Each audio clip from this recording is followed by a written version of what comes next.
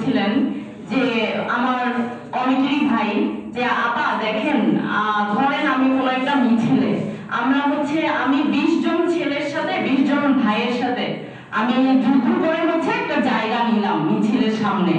তো সেই সময় আমি দাঁড়ালাম, কিন্তু যখনই আপনি আসলেন তখনই আমার ওই জায়গাটা ছেড়ে দেওয়া লাগলো। তো এটা তো আমার সাথে একটা বৈষম্য হলো যে একটা নারী আসলো দেখে আমার জায়গাটা ছেড়ে দেওয়া লাগলো।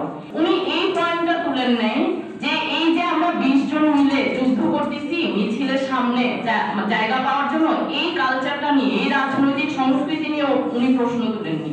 উনি প্রশ্ন তুলছেন একজন নারী আসার পর এই যে ওনাকে জায়গাটা ছেড়ে দিতে হইল, এইটা ওনার সাথে বৈষম্য হইল।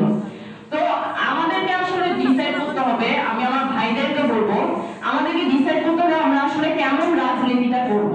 আমরা কি মাসলাদের রাজনীতিটাই করব? এটা আমাদের এখন ডিসাইড করার সময় আসছে।